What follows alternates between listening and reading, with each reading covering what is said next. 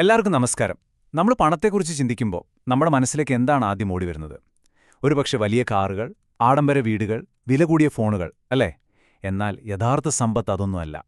അത് നമ്മുടെ കണ്ണിന് കാണാൻ കഴിയാത്ത, എന്നാൽ നമുക്ക് ഏറ്റവും കൂടുതൽ സമാധാനം തരുന്ന ഒന്നാണ്. അപ്പോൾ ഇന്ന് നമ്മൾ പണത്തിന്റെ മനഃശാസ്ത്രത്തിലേക്ക് കുറച്ചുകൂടി ആഴത്തിലിറങ്ങി ചെല്ലാൻ പോവാണ്. യഥാർത്ഥ സാമ്പത്തിക സ്വാതന്ത്ര്യത്തിലേക്കുള്ള ആ വഴി എന്താണെന്ന് നമുക്ക് ഒരുമിച്ച് കണ്ടെത്താം. ഈ ഒരു യാത്രയിൽ നമ്മൾ 4 പ്രധാനപ്പെട്ട കാര്യങ്ങളാണ് നോക്കാൻ പോകുന്നത്. ഒന്നാമതായി, നമ്മുടെ വിജയത്തെ സ്വാധീനിക്കുന്ന ആ അദൃശ്യ ശക്തികൾ എന്തൊക്കെയാണ്? രണ്ടാമത്, ആരും കാണാത്ത പക്ഷേ ഏറ്റവും പ്രധാനപ്പെട്ട ആ യഥാർത്ഥ സമ്പത്ത് എങ്ങനെ നമുക്കുണ്ടാക്കിയെടുക്കാം? മൂന്നാമത്, പണം കയ്യിൽ വന്നാൽ പോലും നമ്മളെ വഴിതെറ്റിക്കുന്ന ചില മാനസികമായ കെണികളുണ്ട്. അതെന്തൊക്കെയാണ്? ഒടുവിൽ, ഇത്രയൊക്കെ കഷ്ടപ്പെടുന്നതിന്റെ അവസാനം നമ്മൾ തേടുന്ന ആ വലിയ സമ്മാനം അതെന്താണ്? ശരി, അപ്പോൾ നമുക്ക് ആദ്യത്തെ കാര്യത്തിലേക്ക് കിടക്കും. ഇത് പലരും അത്ര പെട്ടെന്നൊന്നും അംഗീകരിക്കാൻ ഇഷ്ടപ്പെടാത്തൊരു കാര്യമാണ്. എന്താണെന്ന് വെച്ചാൽ, നമ്മുടെ സാമ്പത്തിക വിജയം പൂർണ്ണമായും നമ്മുടെ കഴിവിൽ മാത്രമല്ല, നമ്മുടെ ജീവിതത്തെ നിയന്ത്രിക്കുന്ന നമുക്ക് കാണാൻ പറ്റാത്ത ചില ശക്തികളുണ്ട്. ഒന്നാലോചിച്ച് നോക്കിക്കേ, ലോകത്ത് വലിയ വിജയം നേടിയ ഏതൊരാളുടെയും കഥ എടുത്തു നോക്കിയാൽ അതിനു പിന്നിൽ അവരുടെ കഴിവ് മാത്രമാണോ, അതോ ഭാഗ്യത്തിന് എന്തെങ്കിലും പങ്കുണ്ടോ? നമ്മളെല്ലാം എപ്പോഴെങ്കിലുമൊക്കെ സ്വയം ചോദിച്ചിട്ടുണ്ടാകും ഈ ചോദ്യം. പക്ഷേ ഇതിന്റെ ഉത്തരം അങ്ങനെ ഒരു കറുപ്പും വെളുപ്പുമല്ല. അതിനിടയിലാണ് ആ രഹസ്യം ഒളികിരിക്കുന്നത്. നമുക്ക് എല്ലാവർക്കും അറിയാവുന്ന ബിൽ ഗേറ്റ്സിന്റെ കഥ തന്നെ എടുക്കാം, അല്ലേ? 1968 കമ്പ്യൂട്ടറുകളെന്ന് പറയുന്നത് വളരെ അപൂർവമായൊരു സംഭവമാണ്. പക്ഷേ ഭാഗ്യം നോക്കണേ, ബിൽ ഗേറ്റ്സ് പഠിച്ച സ്കൂളിൽ ഒരു കമ്പ്യൂട്ടർ ഉണ്ടായിരുന്നു. അതായത് ലോകത്ത് വിരലിലെണ്ണാവുന്ന കുട്ടികൾക്ക് മാത്രം കിട്ടിയിരുന്ന ഒരു അവസരമാണ് അദ്ദേഹത്തിന് കിട്ടിയത്. ഇതൊരു അവിശ്വസനീയമായ ഭാഗ്യം തന്നെയല്ലേ? എന്നാൽ കഥ ഇവിടെ തീരുന്നില്ല. ഗേറ്റ്സിന്റെ കൂടെ അതേ കമ്പ്യൂട്ടറിന് മുന്നിൽ വേറൊരാൾ കൂടിയുണ്ടായിരുന്നു, കെന്റ് ഇവാൻസ്. പലരും പറഞ്ഞിരുന്നത് ഗേറ്റ്സിനേക്കാളും ഒരു പടി മുന്നിലായിരുന്നു കെന്റ് എന്നാണ്. മൈക്രോസോഫ്റ്റ് എന്ന ആ വലിയ സ്വപ്നം അവരൊരുമിച്ചാണ് കണ്ടത്. പക്ഷേ വിധി മറ്റൊന്നായിരുന്നു. ബിരുദം നേടും മുൻപ് ഒരു പർവ്വതാരോഹണ അപകടത്തിൽ കെന്റ് മരണപ്പെട്ടു. കണ്ടില്ലേ, ഒരേ അവസരം, ഒരേ കഴിവ്, പക്ഷെ രണ്ടുപേരുടെ ജീവിതം രണ്ട് വഴിക്കായിപ്പോയി.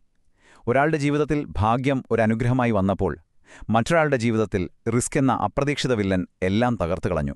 അപ്പോൾ നമ്മൾ മനസ്സിലാക്കേണ്ട ഏറ്റവും പ്രധാനപ്പെട്ട കാര്യം ഇതാണ്: വിജയവും പരാജയവും എപ്പോഴും നമ്മുടെ കഴിവിന്റെ മാത്രം ഫലമല്ല. ഭാഗ്യവും റിസ്ക്കും എപ്പോഴും ഒരു നിഴലുപോലെ നമ്മുടെ കൂടെയുണ്ടാവും. ഈയൊരു സത്യം അംഗീകരിക്കുന്നിടത്താണ് എല്ലാം തുടങ്ങുന്നത്. അപ്പം നമ്മളിതിൽ നിന്ന് എന്താണ് പഠിക്കേണ്ടത്? വളരെ സിമ്പിളാണ്. വിജയം കിട്ടുമ്പോൾ ഒരുപാട് അഹങ്കരിക്കരുത്. ഓർക്കുക, നിങ്ങളുടെ കഴിവിനൊപ്പം ഭാഗ്യവും ഒരു വലിയ ഘടകമായിരുന്നു. അതുപോലെ പരാജയപ്പെട്ടവരെ കാണുമ്പോൾ അവരെ പുച്ഛിക്കരുത്. ഒരു പക്ഷേ അവരുടെ കഴിവിന് കുറവുള്ളതുകൊണ്ടല്ല, ഭാഗ്യം കൂടെയില്ലാത്തതുകൊണ്ടാവാം. നമ്മുടെ കയ്യിലുള്ള ഒരേ ഒരു ആയുധം കഠിനാധ്വാനമാണ്. അത് നിർത്താതെ തുടരുക. കാരണം ഭാഗ്യം പലപ്പോഴും കഠിനാധ്വാനികളെയാണ് തേടിയെത്തുന്നത്. ഓക്കെ, അപ്പോൾ ഭാഗ്യത്തെയും റിസ്കിനെയും കുറിച്ചൊക്കെ നമ്മൾ സംസാരിച്ചു. ഇനി നമുക്ക് കുറച്ചുകൂടി പ്രാക്ടിക്കലായ നമ്മുടെ കയ്യിലുള്ള കാര്യങ്ങളിലേക്ക് വരാം. ഇവിടെ ഒരു പ്രധാനപ്പെട്ട ചോദ്യമുണ്ട്.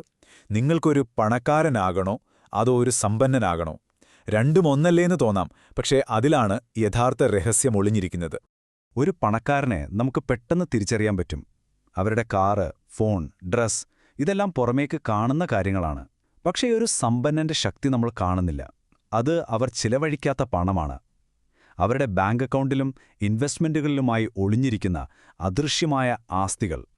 അതെ, യഥാർത്ഥ സമ്പത്തെന്ന് പറയുന്നത് രാത്രി ടെൻഷനില്ലാതെ സമാധാനമായി ഉറങ്ങാൻ സഹായിക്കുന്ന ആ ഒരു സുരക്ഷിതത്വ ബോധമാണ്. നിങ്ങൾ മറ്റുള്ളവരെ കാണിക്കാൻ വേണ്ടി പണം ചിലവഴിക്കുമ്പോൾ ഓർക്കുക, നിങ്ങളുടെ യഥാർത്ഥ സമ്പത്തിൽ നിന്ന് നിങ്ങൾ ഒരു പടി പിന്നോട്ടു പോവുകയാണ്. അപ്പോൾ ചോദ്യം ഇതാണ്: ഈ കാണാൻ പറ്റാത്ത സമ്പത്ത് നമ്മൾ എങ്ങനെ ഉണ്ടാക്കിയെടുക്കും? ഒറ്റ രാത്രി കൊണ്ട് നടക്കുമോ? ഇല്ല. പക്ഷെ അതിനേക്കാൾ ശക്തമായൊരു വഴിയുണ്ട്. അതാണ് സ്ഥിരത, അല്ലെങ്കിൽ കൺസിസ്റ്റൻസി. ഒരു യൂട്യൂബറുടെ കാര്യമൊന്ന് ആലോചിച്ച് നോക്കിയേ. ആദ്യത്തെ വീഡിയോ ഇട്ടു, ആരും കണ്ടില്ല. 10 എണ്ണം ഇട്ടു, 50 എണ്ണം ഇട്ടു, 89 വീഡിയോകൾ വരെ ഇട്ടിട്ടും ആരും തിരിഞ്ഞു നോക്കുന്നില്ല. പക്ഷേ അയാൾ നിർത്തിയില്ല. 90ാമത്തെ വീഡിയോ, ബൂം, അത് വൈറലായി. ആളുകൾ കാണുന്നത് ആ ഒരൊറ്റ വീഡിയോയുടെ വിജയമാണ്. പക്ഷേ അതിനു പിന്നിലെ 89 വീഡിയോകളുടെ അധ്വാനം ആരും കാണുന്നില്ല. ഇതാണ് കോമ്പൗണ്ടിങ്ങിന്റെ ശക്തി. ചെറിയ സ്ഥിരമായ പരിശ്രമങ്ങൾ ഒരുനാൾ തീർച്ചയായും വലിയ ഫലം തരും. ശരി, അപ്പോൾ സമ്പത്തുണ്ടാകാനുള്ള സ്ട്രാറ്റജി നിങ്ങൾക്ക് കിട്ടി. പക്ഷേ ഇനി നിങ്ങൾ നേരിടാൻ പോകുന്നത് ഏറ്റവും വലിയ ശത്രുവിനെയാണ്. അത് പുറത്തുള്ള ആരുമല്ല, നിങ്ങളുടെ ഉള്ളിൽ തന്നെയുണ്ട്, നമ്മുടെ സ്വന്തം മനസ്സ്. ഒന്ന് സത്യസന്ധമായി ചിന്തിച്ചു നോക്കൂ. നിങ്ങൾക്ക് എത്ര പണം കിട്ടിയാലാണ് മതിയെന്ന് തോന്നുക? 1 ലക്ഷം, 10 ലക്ഷം, 1 കോടി? എവിടെയാണ് ആ അതിർവരമ്പ്? ഇവിടെയാണ് ഏറ്റവും വലിയ കെണി ഒളിഞ്ഞിരിക്കുന്നത്. ഇതാണ് ഏറ്റവും വലിയ അപകടം. കോടികൾ കയ്യിലുള്ളവർ പോലും അവർക്ക് ഒട്ടും ആവശ്യമില്ലാത്ത എന്തിനോ വേണ്ടി കയ്യിലുള്ളതെല്ലാം പണയം വെച്ച് റിസ്ക് എടുക്കുന്നത് നമ്മൾ കാണാറില്ലേ? കാരണം ഒന്നേ ഉള്ളൂ, അവരുടെ ഗോൾ പോസ്റ്റിങ്ങിനെ മുന്നോട്ട് പോയിക്കൊണ്ടേയിരിക്കും, ഒരിക്കലും ഒരിടത്ത് നിൽക്കില്ല. ഇത് അവരുടെ സമാധാനം മുഴുവൻ നശിപ്പിക്കും. ഈ അപകടത്തിൽ നിന്ന് രക്ഷപ്പെടാൻ ഒരൊറ്റ വഴിയേയുള്ളൂ. കളി തുടങ്ങുന്നതിന് മുൻപ് തന്നെ ഗോൾ എവിടെയാണെന്ന് ഉറപ്പിക്കുക. എനിക്ക് ജീവിതത്തിൽ ഇത്രയൊക്കെ മതി എന്ന് ബോധപൂർവം ഒരു തീരുമാനമെടുക്കുക. ആ ലക്ഷ്യത്തിലെത്തിയാൽ പിന്നെ മറ്റുള്ളവരുമായി താരതമ്യം ചെയ്യാതെ നിങ്ങളുടെ വിജയത്തിൽ സന്തോഷിക്കാൻ പഠിക്കുക. അപ്പോൾ നമ്മൾ അവസാനത്തെയും ഒരുപക്ഷെ ഏറ്റവും പ്രധാനപ്പെട്ടതുമായ ഒരു ചോദ്യത്തിലേക്ക് വരികയാണ്. നമ്മൾ എന്തിനാണ് ഇത്രയുമൊക്കെ കഷ്ടപ്പെടുന്നത്, പണം സമ്പാദിക്കുന്നത്? എന്താണ് ഈ കളിയുടെ അവസാനം നമ്മളെ കാത്തിരിക്കുന്ന ആ വലിയ സമ്മാനം? കൂടുതൽ പണം കിട്ടിയാൽ എന്തു ചെയ്യുമെന്ന് ചോദിച്ചാൽ മിക്കവാറും എല്ലാവരും എന്താ പറയുക? കുറച്ചുകൂടി നല്ല സാധനങ്ങൾ വാങ്ങും എന്നായിരിക്കും അല്ലേ? പുതിയ കാറ്, പുതിയ ഫോണ്. പക്ഷെ പണത്തിന്റെ യഥാർത്ഥ മൂല്യം അതല്ല. അത് നമ്മൾ ചിന്തിക്കുന്നതിനേക്കാൾ എത്രയോ വലുതാണ്.